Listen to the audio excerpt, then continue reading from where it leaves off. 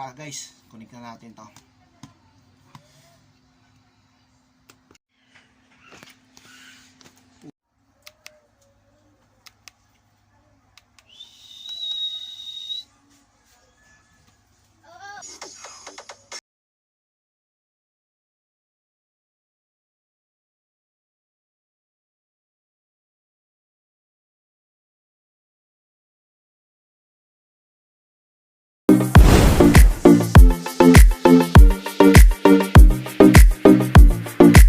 Hello, welcome to our channel guys.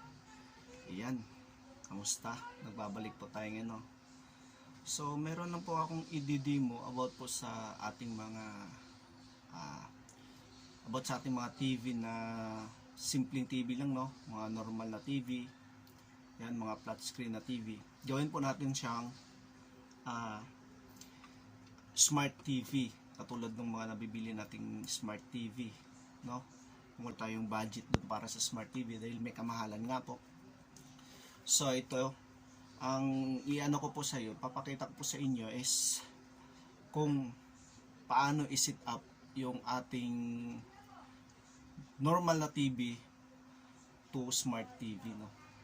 Gamit lang po natin ang ating MXQ Pro 5G 4K. Ito po ay nabibili po siya sa Shopee or sa Lazada. Nasa around 700 to 900 po ang price nito. Pag mga 900 ang price nito, may kasama na po siyang keyboard. Ayan, keyboard. Pag mga 700 plus lang po, ito, tsaka remote lang po siya. And then, meron po tayong LAN port, cable, yan po, may cable po tayo para po sa ating internet connection. And also charger 5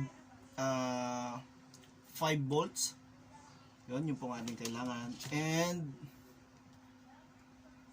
ano to siya, HDMI para po sa ating so i-ano ko po sa inyo, ipapakita ko po sa inyo kung paano po natin i-set up yung ating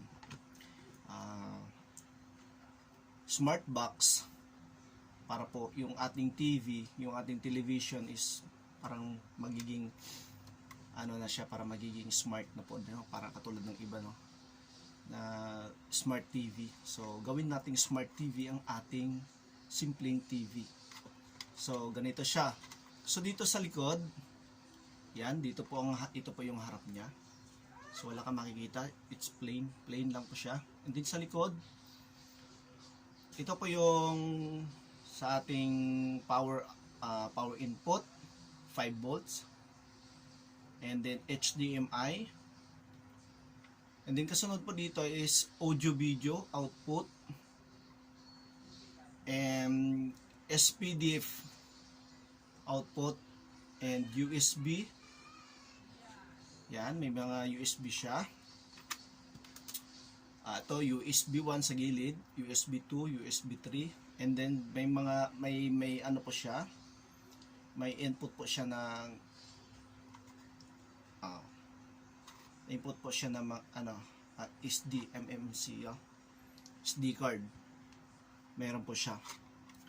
So para po magamit natin yung ating keyboard dito, so kailangan po natin ng Bluetooth niya, no? So kasama na to siya.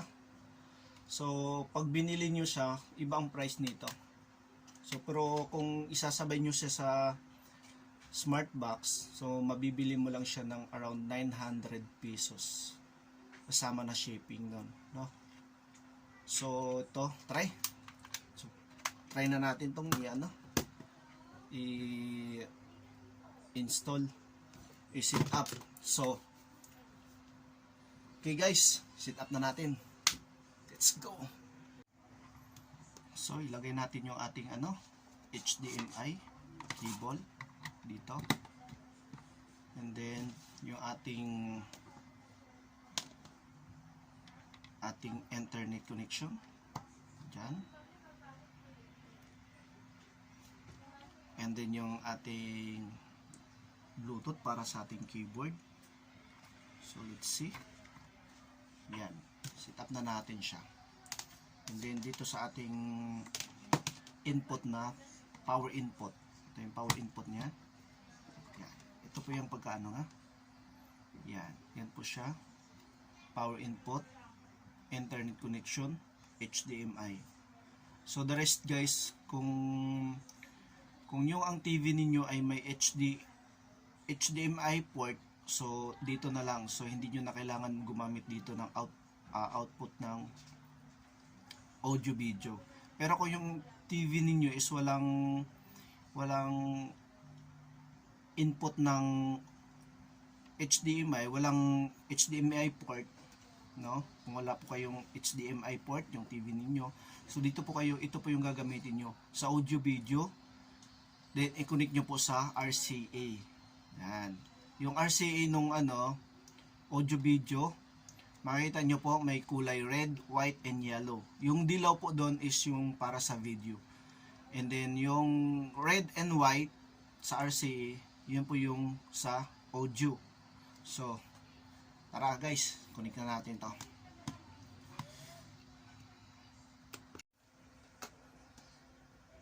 So guys, dito ko siya ilagay sa papatong ko siya sa aking TV Plus. Yan. Yan, dito ko lang siya ilagay. Patong siya sa TV Plus. And then, kailangan maayos lang yung pagkaano sa wiring ko. Para hindi siya, may pantali tayo dyan. And then ito, connect po natin to sa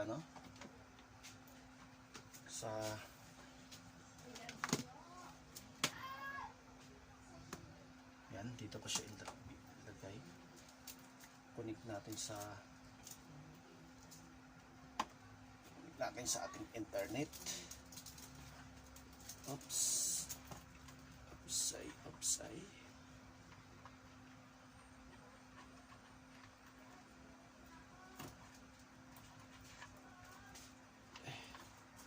Hindi ko makita yung port ng aking internet. So, kailangan ko umakyat. Oops.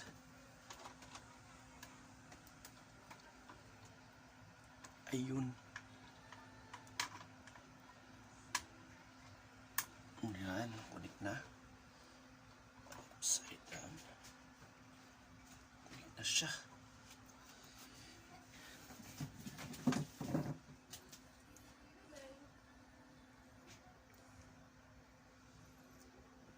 Diyan.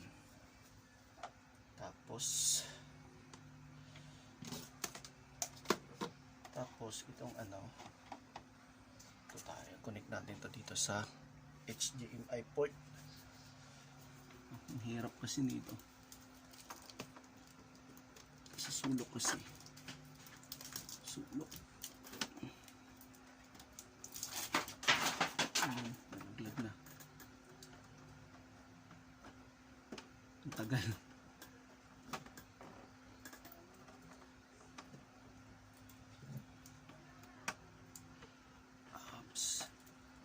Hindi ko makita, madilim.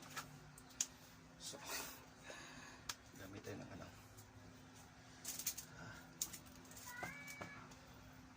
gamit tayo ng ilaw.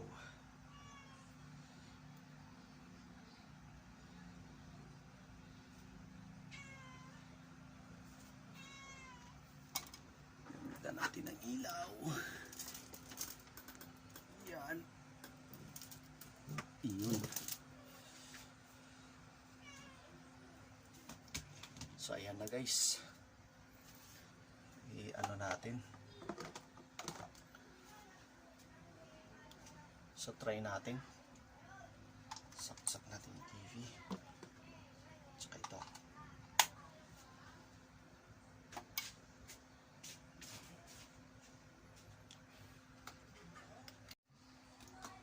So ayan guys. Ayan na siya. So, kung yan na siya, gamitin natin yung remote. Remote muna ang gagamitin natin. Titignan natin. So, remote muna. Ups.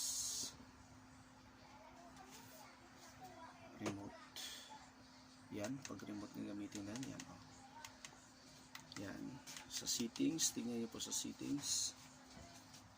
Yan, connected na po siya sa ating internet. Back.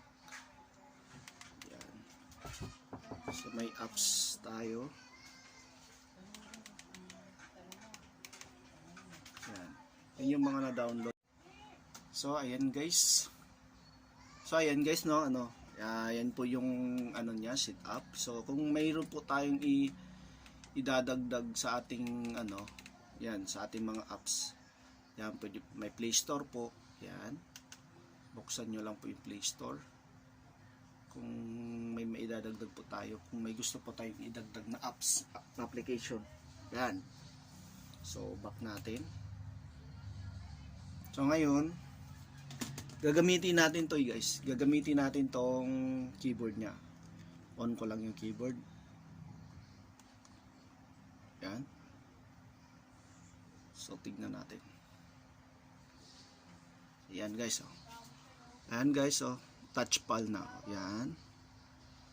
And ito yung arrow, yan, oh. Yan. So, try natin dito. Yan. So, di ba guys? Oh, yan. Madali lang. So, yung TV natin, naging smart na siya. Yan, naging smart na po siya.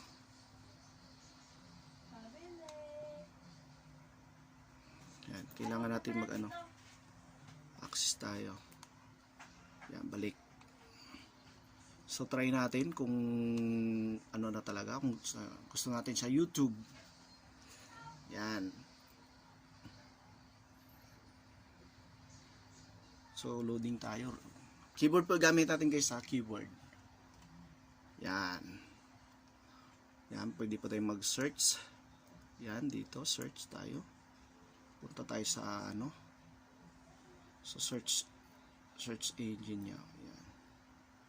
Punta tayo sa search engine. Yan, para makita nyo guys. Yan, para makita nyo kung ano na. Yan, punta tayo dyan sa search engine. Yan. Halimbawa, ano, sound check tayo. Sound check. Yan. Yan. Sound check. Yan. O, diba guys? Ayan na lahat. Yan. Pag mag-scroll down kayo, dito lang mo din. Yan. Yan. So, diba guys? Okay. So,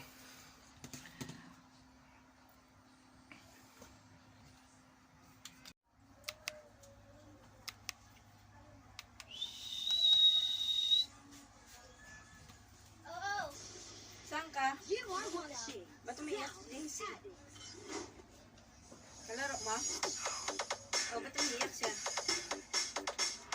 Ha? Ha? Uy! Yan ka naman siya, oh. Ba't umiyak yun? May kasalanan ka? Ha? May kasalanan ka? Ha? Ba't nanahimik ka? so ayun guys, ito. So, yan. Yan lang po muna ang ating ano ngayon, no? Ating vlog sa araw na ito. Kung paano natin na-set up ang ating TV o paano natin naging smart TV ang ating TV na normal na TV. Kung paano sa halagang 700 to 900 lang. So kung hindi nyo, kung bibili kayo nito sa Shopee or sa Lazada, available po siya guys. Kung bibili kayo sa Shopee or sa Lazada nito, kahit na hindi nyo naisama yung ganitong keyboard siguro para mas makalis kayo ng price, no? Remote lang, pwede naman na din. Kaso nga lang, medyo kahirapan nga yung mag-ano. So, guys, yan, maraming salamat sa inyong panunood and maraming salamat din sa pagsuporta. Ngayon lang ako nakabalik sa YouTube. Yan po, maraming salamat. And sana huwag niyo pong kalimutan ang mag-subscribe, like and subscribe. So, maraming thank you. Babus and God bless you all. Stay safe. Bye-bye.